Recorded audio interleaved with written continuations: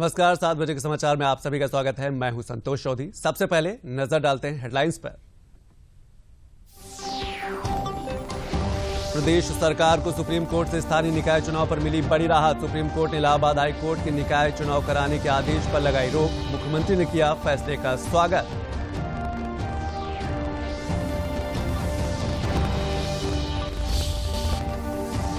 Global investor summit 2023 को लेकर घरेलू रोड शो की कमान संभालेंगे मुख्यमंत्री योगी आदित्यनाथ। मुंबई में आयोजित कार्यक्रम में कहा, बिना भेदभाव के शासन की योजना को हर व्यक्ति तक पहुंचाया। मुख्यमंत्री ने एमएसएमई बुनकर योजना के संबंध में प्रस्तुतिकरण का किया अवलोकन। कहा, बिजली चोरी को रोकते हुए बुनकरों को बिल में दे सब्सिडी।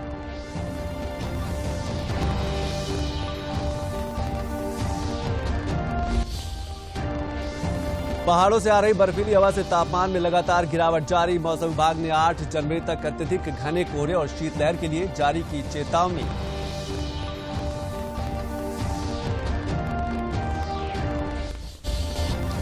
और दुनिया भर में आज मनाई जा रही है ब्रेल जयंती। लखनऊ के चिड़ियाघर में भी है दृष्टिहीनों के लिए विशेष व्यवस्था। देश का पहला ब्लाइंड फ्रेंडली जू है लखनऊ का चिड़ियाघर। तो चलिए खबरों पर विस्तार से नजर डाल लेते हैं। उत्तर प्रदेश सरकार को स्थायी निकाय चुनाव मामले में सुप्रीम कोर्ट से बड़ी राहत मिली है।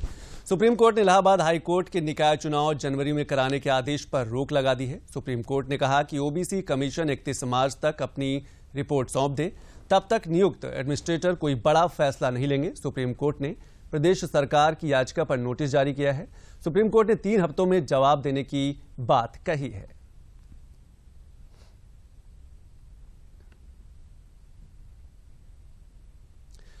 मुख्यमंत्री योगी आदित्यनाथ ने स्थानीय निकाय चुनाव मामले पर उच्चतम न्यायालय द्वारा दिए गए आदेश का स्वागत करते ट्वीट कर कहा कि उच्चतम न्यायालय द्वारा दी गई समय सीमा के अंतर्गत ओबीसी आरक्षण लागू करते हुए उत्तर प्रदेश सरकार निकाय चुनाव संपन्न कराने में सहयोग करेगी।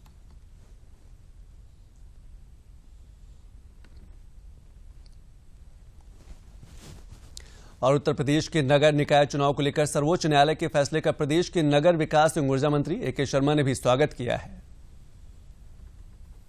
उत्तर प्रदेश के नगर निकाय चुनावों के संबंध में आज माननीय सर्वोच्च न्यायालय का जो फैसला आया है, हम उस फैसले का स्वागत करते हैं। माननीय सर्वोच्च न्यायालय द्वारा दी गई समय सीमा के अंदर ओबीसी सहित सभी वर्गों को संवैधानिक व्यवस्था के तहत आरक्षण देते हुए हम चुनाव कराने की दिशा में चुनाव आयोग के साथ सहयोग करेंगे। और ग्लोबल इन्वेस्टर समिट 2023 को लेकर 16 देशों में हुए रोड शो की सफलता के बाद घरेलू रोड शो की कमान मुख्यमंत्री योगी आदित्यनाथ ने खुद संभाल ली है। उत्तर प्रदेश में निवेश का न्योता देने के लिए मुख्यमंत्री आज 2 दिवसीय कार्यक्रम के तहत मुंबई पहुंचे। मुंबई में मुख्यमंत्री योगी आदित्यनाथ ने प्रवासी प्रदेशवासियों से भी मुलाकात की। मुख्यमंत्री ने कहा कि कोरोना के समय उत्तर प्रदेश देश का एकमात्र राज्य था जिसने अपने यहां से पलायन नहीं होने दिया। उत्तर प्रदेश के हर एक प्रवासी के लिए अपने द्वार भी खोले और उनको अपने गंतव्य तक पहुंचाने के साथ साथ उन्हें हर प्रकार का सहयोग करने में अपना योगदान भी किया। उस समय 40 लाख प्रवासी उत्तर प्रदेश के अंदर आए थे। सभी लोग चिंतित थे, कहां जाएंगे, क्या करेंगे। तब मैंने कहा था कि ये उत्तर प्रदेश है और उनका उत्तर प्रदेश पर पूरा अधिकार है। मुख्यमंत्री ने यह भी कहा कि पिछले 5 वर्षों के अंदर हर सेक्टर में हमने बिना भेदभाव के काम किया। हमने पिक एंड चूज नहीं किया। बिना भेदभाव के शासन की हर योजना को हर व्यक्ति तक पहुंचाया है।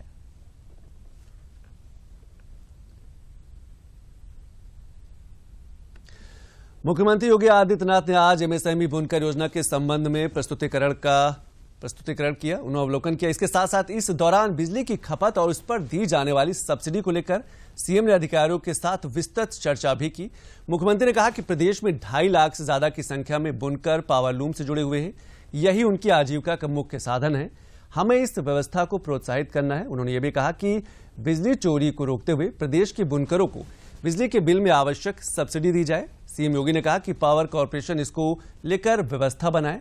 मुख्यमंत्री ने कहा कि बुनकर व्यवसाय से जुड़े प्रदेश के बड़े सेंटर जैसे अंबेडकर नगर, वाराणसी, मऊ, गोरखपुर, मेरठ आदि जिलों के संभ्रांत बुनकर व्यवसायियों से बात करें और उनकी राय भी ले।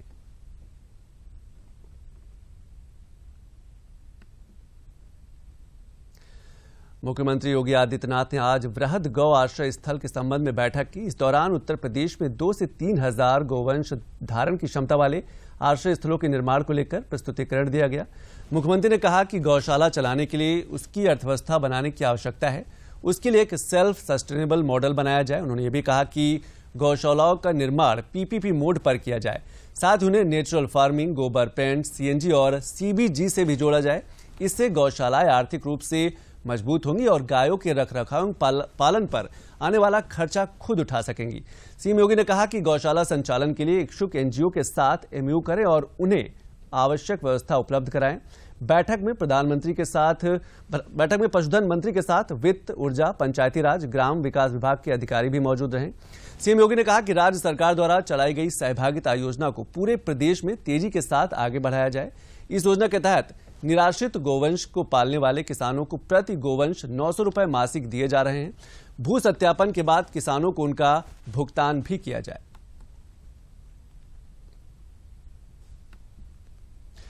और प्रदेश के वित्त मंत्री सुरेश खन्ना ने आज राजस्व मदों में वृद्धि को लेकर प्रेस कॉन्फ्रेंस की। वित्त मंत्री ने बताया कि दिसंबर 2021 के सापेक्ष दिसंबर 2022 में प्रदेश सरकार के मुख्य कर करेत्तर राजस्व वाले मदों में 1964.62 करोड़ रुपए की वृद्धि हुई है। उन्होंने यह भी बताया कि जीएसटी के अंतर्गत माह दिसंबर 2022 में कुल 5246.74 करोड़ रुपए की राजस्व प्राप्ति हुई है, जबकि गत वर्ष दिसंबर 2021 के माह में यह राशि 4101.21 करोड़ रुपए थी। जीएसटी और वैट में मिलाकर 1444.61 करोड़ रुपया अधिक प्राप्त हुआ। अकेले जीएसटी में 1145.53 करोड़ रुपए की अधिक की प्राप्ति हुई। वैट में 299.08 करोड़ रुपए अधिक प्राप्त हुआ। आबकारी में 21,59,00,000 रुपए अधिक की प्राप्ति हुई। स्टाम्प और पंजीयन में 381.64 करोड़ रुपए की अधिक प्राप्ति हुई। परिवहन में 57.17 करोड़ रुपए की अधिक प्राप्ति हुई। प्रधानमंत्री नरेंद्र मोदी के नेतृत्व में केंद्रीय कैबिनेट ने नेशनल ग्रीन हाइड्रोजन मिशन को मंजूरी दे दी है। मंत्रिमंडल के फैसले की जानकारी देते हुए मंत्री अनुराग सिंह ठाकुर ने यह बताया कि भारत ग्रीन हाइड्रोजन का ग्लोबल हब बनेगा। उन्होंने यह भी बताया कि प्रति वर्ष 50 लाख टन ग्रीन हाइड्रोजन का उत्पादन होगा। 2021 में ग्लासगो में COP26 के दौरान प्रधानमंत्री जी ने जो भारत द्वारा महत्वाकांक्षी कदम उठाने की जो घोषणा की थी और अपने भारत को 2070 तक नेट जीरो का लक्ष्य रखा था, पंच अमृत की बात माननीय प्रधानमंत्री मोदी जी ने वहां पर कही। वही 15 अगस्त 2021 को लाल किले की प्राचीर से क्लाइमेट क्षेत्र में क्वांटम जंप देने के लिए उन्होंने ग्रीन हाइड्रोजन के क्षेत्र के बारे में खुलकर चर्चा भी की और ग्रीन हाइड्रोजन के क्षेत्र के लक्ष्य की प्राप्ति के लिए तिरंगे को साक्षी मानकर माननीय प्रधानमंत्री जी ने उस समय नेशनल हाइड्रोजन मिशन की घोषणा की थी और इसी को ही आज नेशनल ग्रीन हाइड्रोजन मिशन को केंद्रीय मंत्रिमंडल ने मंजूरी दी है। India will be the global hub of green hydrogen और हम ये कह सकते हैं कि क्लाइमेट चेंज से निपटने के लिए ग्रीन हाइड्रोजन एक बहुत महत्वपूर्ण भूमिका निभाएगा। और दूरदर्शन और आकाशवाणी के आधुनिकीकरण के लिए कैबिनेट ने अहम फैसला लेते हुए 2,500 करोड़ रुपए की योजना को मंजूरी दी है।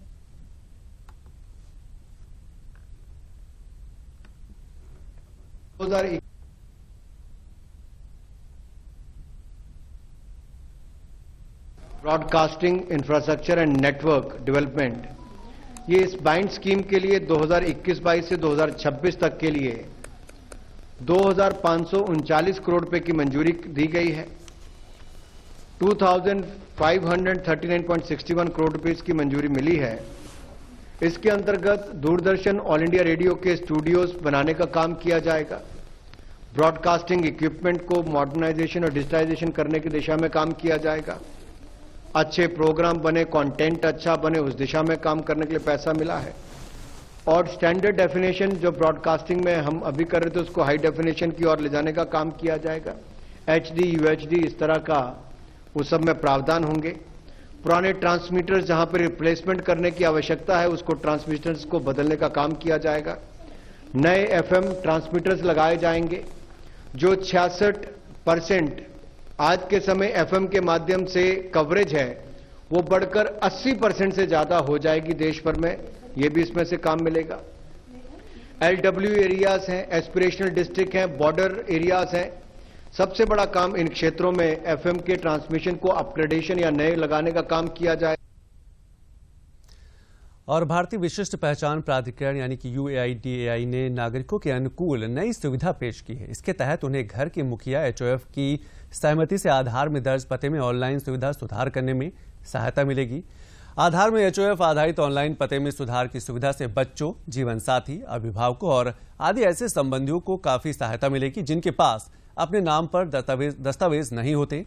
देश के भीतर विभिन्न वजहों से शहरों और कस्बों को पलायन करने वाले लोगों को देखते हुए यह सुविधा देश के लाखों लोगों के लिए लाभकारी होगी।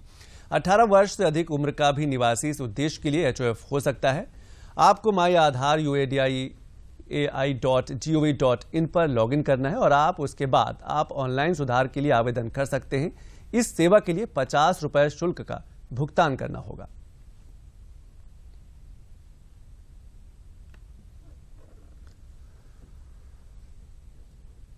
और अब बात फतेहपुर की कर लेते हैं। केंद्रीय राज्य मंत्री साध्वी निरंजन ज्योति ने जनपद फतेहपुर के अमौली ब्लॉक परिसर में प्रधानमंत्री आवास योजना के लाभार्थियों को आवास स्वीकृत का प्रमाण पत्र और चाबी का वितरण किया।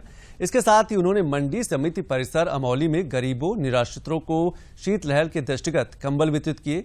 केंद्रीय राज्य मंत्री ने प्रधानमंत्री ग्राम सड़क योजना 3 के अंतर्गत लगभग 21 करोड़ 23 लाख की लागत से निर्मित होने वाली सठगवा से चांद अच्छे से रहते हैं। चाबी हमको मिली है आवास की।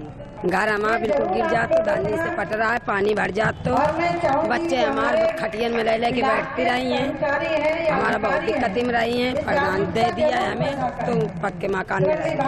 अमौली ब्लॉक में और खजुआ ब्लॉक दोनों ब्लॉकों को मिला करके आवास प्रमाण पत्र और जिनके मकान बन चुके उनको चाबी, बच्चों को अन्नप्राशन और गर्भवती महिलाओं को भी वहाँ सामान दिया गया है।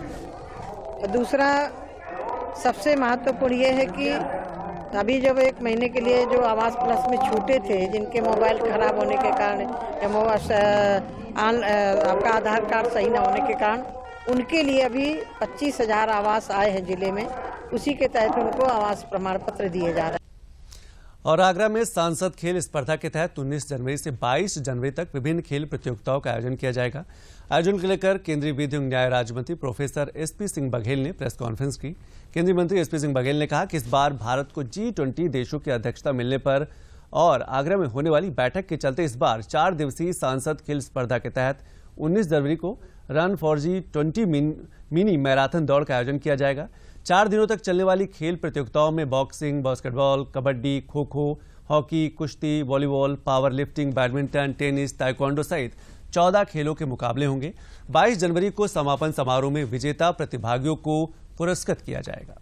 इस बार हम लोगों ने फिर माननीय प्रधानमंत्री जी के प्रोत्साहन पर, आह्वान पर, उनके निर्देश पर 19, 20, 21, 22 4 दिन सांसद खेल स्पर्धा रखी है, जिसमें लगभग सभी संभव एथलीट्स के गेम या इंडोर गेम और आउटडोर गेम उनको शामिल कर रहे हैं। चूंकि G20 की मेजबानी भारत को मिली है, प्रधानमंत्री जी उसके अध्यक्ष हैं और वो पूरे साल गतिविधियां चलेंगी। साल 4 जनवरी को दिन दुनिया भर में ब्रेल दिवस के रूप में मनाया जाता है। दृष्टिहीनों के लिए यह दिन विशेष होता है क्योंकि आज ही के दिन दृष्टिहीनों के जीवन में रोशनी भरने वाले लुई ब्रेल का जन्म हुआ था। लुई ब्रेल ने ही ब्रेल लिपि को जन्म दिया था, जिसके चलते आज दृष्टिहीन लोग भी पढ़ लिख रहे हैं और आगे बढ़ रहे हैं। लखनऊ के चिड़ियाघर में भी दृष्टिहीनों के लिए विशेष व्यवस्था है। चिड़ियाघर में दृष्टिबाधित भी वन्य जीवों से जुड़ी जानकारियों को पढ़ सकते हैं। चिड़ियाघर के प्रकृति शिक्षण केंद्र में ब्रेल बोर्ड के जरिए वन्य जीवों को जानकारी देने की व्यवस्था की गई है। चिड़ियाघर प्रशासन और एक निजी संस्था के संयुक्त प्रयास से ये प्रयास मूर्त रूप ले सका है। चिड़ियाघर में मौजूद पशु पक्षियों के विषय में ब्रेल लिपि में बोर्ड लगवाने का काम शुरू किया गया था ताकि दृष्टिहीन भी जान सके कि कैसे कैसे जानवर वहां रहते हैं। यह कदम इतना सफल साबित हुआ कि बाद में चिड़ियाघर में ब्रेल कॉरिडोर भी स्थापित किया गया। यहाँ वन्य जीवों की जानकारी के साथ ही ब्रेल साहित्य भी उपलब्ध है। दृष्टिबाधित लोगों के स्वस्थ मनोरंजन के लिए यहाँ यह अपने ही तरह का अनूठा प्रयास है। लखनऊ का चिड़ियाघर भारत का पहला ब्लाइंड फ्रेंडली जू है। भी एनिमल की जानकारी चाहिए हो तो यहाँ पे वो डॉट्स पे हाथ रखेगा और वो पढ़ता चला जाएगा कि चीन द्वारा विकसित की गई ये मछली इस तरह से हो, जैसे हम आप हिंदी इंग्लिश बोलते हैं वैसे स्पेशल बच्चे जो है इसको टच करके ब्रेल लिपि जो कि 6 डॉट पे डिपेंड होती है उसके जरिए ये बहुत आसानी से पढ़ते हैं। इसके साथ साथ खास बात यहाँ है कि ब्लाइंड बच्चों के लिए ब्रेल की लाइब्रेरी है मीत वेलफेयर फाउंडेशन की तरफ से कि वो बच्चे यहाँ आते हैं और अपने मनपसंद पोएट को अगर वो पढ़ना चाहते हैं तो उनको हम लोग ये किताबें फ्री ऑफ कॉस्ट प्रोवाइड कराते हैं। और ब्रेल लिपि के जनक लुई ब्रेल की जयंती पर आज राष्ट्रीय दृष्टिहीन संघ की ओर से लखनऊ में एक आयोजन किया गया। कार्यक्रम में लखनऊ व पूरे प्रदेश से सैकड़ों दृष्टिबाधित लोग शामिल रहे। राष्ट्रीय दृष्टिहीन संघ देश के लगभग 20 प्रदेशों में 50 वर्षों से भी अधिक समय से दृष्टिबाधित दिव्यांगों के शिक्षण, प्रशिक्षण, सेवायोजन और पुनर्वास के लिए कार्य कर रहा है।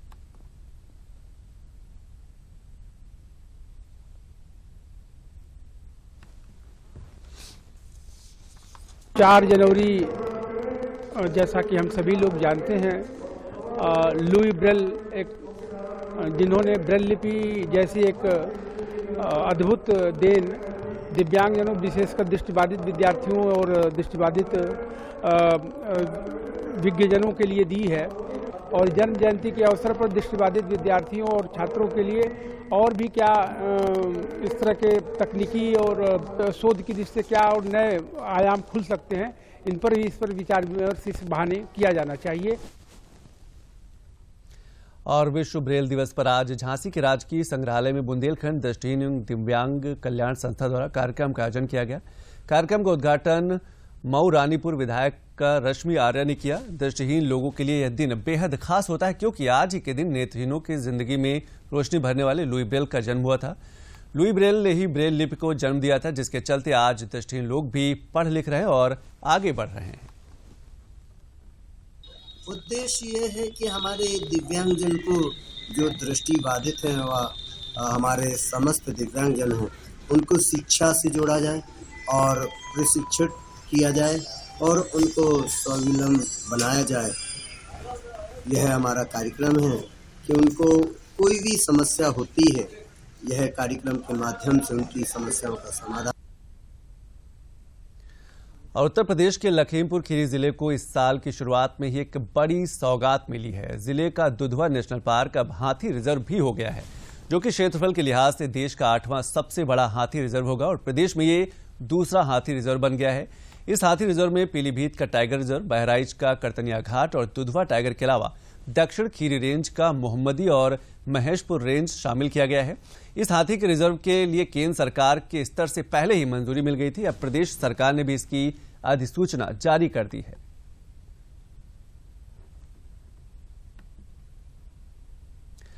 और हापुड़ में गंगा एक्सप्रेसवे बनने से उसके आसपास के क्षेत्रों में अब तक निवेशकों द्वारा 5,769 करोड़ रुपए निवेश प्रस्ताव पास हो गए हैं, जिसके चलते हापुड़ प्रदेश के टॉप 3 जिलों में शामिल हो गया है।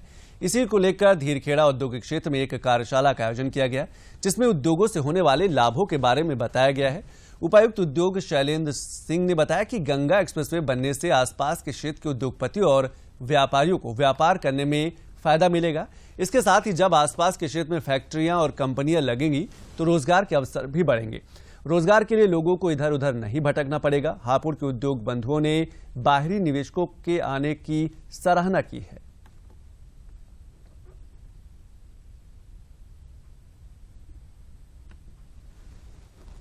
आदरणीय जिलाधिकारी महोदय के निर्देशन में जनपद के विभिन्न औद्योगिक एसोसिएशन में हम लोग कार्यशाला का आयोजन इसलिए कर रहे हैं ताकि ज्यादा से ज्यादा निवेश के प्रस्ताव प्राप्त हो और जनपद में ज्यादा से ज्यादा निवेश हो सके। हापुड़ में गंगा एक्सप्रेसवे बनने से उसके आसपास के क्षेत्रों में अब तक इन्वेस्टरों ने 5769 करोड़ रुपए इन्वेस्ट किया है, जो जनपद हापुड़ को तीसरे नंबर पे ले आया जिले को। और इसी को लेकर कल धीरखेड़ा औद्योगिक क्षेत्र में मीटिंग हुई थी। जितने यहाँ इन्वेस्टर आएंगे उतना ही रोजगार मिलेगा। और इन्वेस्टर समिट के जरिए अलीगढ़ जिला औद्योगिक विकास के क्षेत्र में नई इबारत गढ़ने जा रहा है।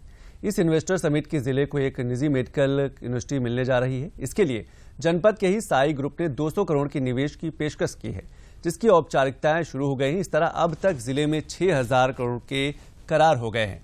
वहीं संयुक्त आयुक्त उद्योग ने बताया कि 73 निवेशकों ने 5,800 करोड़ रुपए का निवेश किया है। इसमें एमएसएमई क्षेत्र के अलावा निजी क्षेत्र के भी उद्यमी शामिल हैं। माननीय देश के प्रधानमंत्री जी, माननीय उत्तर प्रदेश के मुख्यमंत्री जी, इन दोनों की जो इंडस्ट्रीज के प्रति, उद्यमियों के प्रति जो श्रद्धा है, इन्होंने जो इन्वेस्टर समिट के लिए कार्य करने जा रहे हैं फरवरी में, तो वो एक इन्होंने ग्लोबल इन्वेस्टर समिट के नाम से इन्होंने जो किया है वो बहुत ही अच्छा है। 20 करोड़ रुपए का हमने एमओई साइन किया है। हमने लखनऊ के अंदर जो समिट होने जा रही है 10, 11, 12 को उत्तर प्रदेश समिट जो होने जा रही है, उसमें हमने 20 करोड़ रुपए का एक एमओई साइन किया है, जिसके अंतर्गत हम हार्डवेयर, एक्सपोर्ट और डिफेंस के आइटम को हम बनाएंगे, डिफेंस के आइटम बनाएंगे। ये जो फरवरी में होने वाला है ग्लोबल समिट, इसके लिए सबसे पहले मैं धन्यवाद देना चाहती हूँ योगी जी को। ये उन्हीं के प्रयासों का रिजल्ट है जो कि हमारे प्रदेश में ये समिट हो रहा है। और इन सबसे पहले मैं योगी जी के लिए एक बात कहना चाहूंगी कि जिस तरीके से उन्होंने हमारे प्रदेश में कानून व्यवस्था को सुधारा है, वो उनका सबसे प्रशंसनीय कार्य है। और महिलाओं के स्वावलंबन की दिशा में एक और कदम आगे बढ़ाते हुए महिला एवं बाल विकास कल्याण विभाग द्वारा लखनऊ में आज एक विशेष रोजगार मेला आयोजित किया गया। केंद्र सरकार द्वारा निर्धारित थीम बेटियां बने कौशल के तहत इस प्रोजेक्ट को सक्षम नाम दिया गया है। मेले में कोविड प्रभावित और निराश्रित महिलाओं को रोजगार का उपहार देने का प्रयास किया गया है। इसके अलावा अनाथ बालिकाएं, दिव्यांग, हिंसा प्रभावित या अन्य किसी तरह से जरूरतमंद महिलाएं भी मेले में शामिल हुई। मेले में रोजगार के लिए पंजीकरण, साक्षात्कार के साथ ही प्रदेश सरकार के विभिन्न विभागों के स्टॉल भी लगाए गए। मेले में महिलाओं को रोजगार के अवसर उपलब्ध कराने के लिए कई कंपनियां एवं स्वयं सेवी संस्थाओं को आमंत्रित किया गया।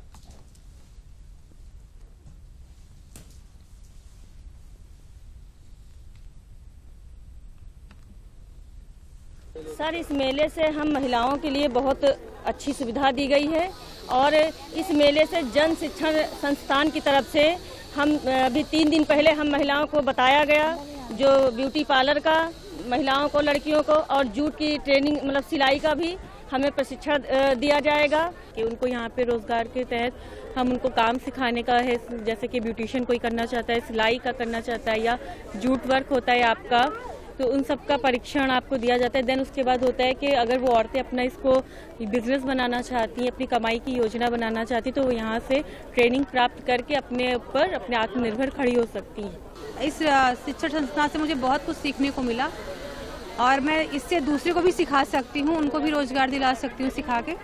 काफ़ी कुछ मैंने सीखा यहाँ से। और कौशाम्बी में आज एनडीआरएफ की वाराणसी टीम ने स्थानीय जिला प्रशासन के साथ मिलकर प्राकृतिक आपदा और मानव निर्मित आपदा में बचाव कार्य का मॉक ड्रिल प्रदर्शन किया। एनडीआरएफ के इंस्पेक्टर जितेंद्र देव कुमार ने बताया कि इस मॉक अभ्यास का मुख्य उद्देश्य भूकंप आपदा के दौरान प्रभावित हुए व्यक्तियों के अमूल्य जीवन की रक्षा करना और सभी रिस्पांस एजेंसियों को रिस्पांस चेक करना तथा सभी हितधारकों के बीच आपसी समन्वय स्थापित करना है। इसके साथ ही खोज, राहत और बचाव कार्य के संचालन में आने वाली कमियों की समीक्षा कर उन्हें दूर करना भी शामिल है। एक अर्थक्यूब के बारे में एक्सरसाइज किया गया, जिसमें क्या कि यहाँ पे बताया गया कि आपदा के दौरान, आपदा से पहले क्या करेंगे और आपदा के बाद क्या करेंगे। अगर किसी प्रकार से कोई विक्टिम्स अगर कहीं पे किसी फंस जाते हैं तो उसे निकालने का सारी चीजें बताया गया सर।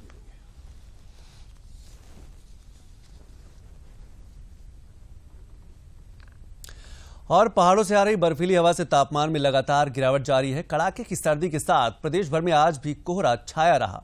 मौसम विभाग ने प्रदेश के कई जिलों में घने कोहरे और शीतलहर का रेड अलर्ट जारी किया है। साथ ही 8 जनवरी को अत्यधिक घने कोहरे और शीतलहर की भी चेतावनी दी है। अगले 3 दिनों तक फिलहाल मौसम में किसी भी तरह का बदलाव नहीं होगा। वहीं शीतलहर के कारण जनपद लखनऊ के जिलाधिकारी सूर्यपाल गंगवार ने सभी बोर्डों के 12वीं तक के स्कूलों की आज से 7 जनवरी तक की छुट्टी घोषित कर दी है। सभी सरकारी और निजी स्कूल जनपद में बंद रहेंगे। यह आदेश शिक्षक और गैर शिक्षक कर्मियों पर भी लागू होगा।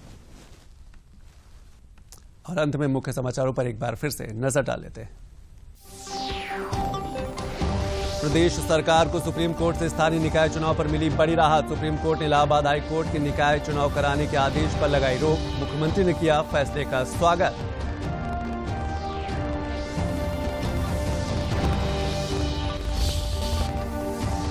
ग्लोबल इन्वेस्टर समिट 2023 को लेकर घरेलू रोड शो की कमान संभालेंगे मुख्यमंत्री योगी आदित्यनाथ। मुंबई में आयोजित कार्यक्रम में कहा, बिना भेदभाव के शासन की योजना को हर व्यक्ति तक पहुंचाया।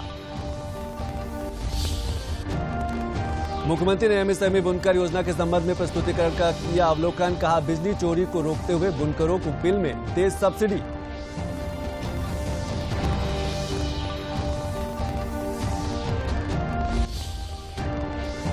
पहाड़ों से आ रही बर्फीली हवा से तापमान में लगातार गिरावट जारी। मौसम विभाग ने 8 जनवरी तक अत्यधिक घने कोहरे और शीतलहर के लिए जारी की चेतावनी।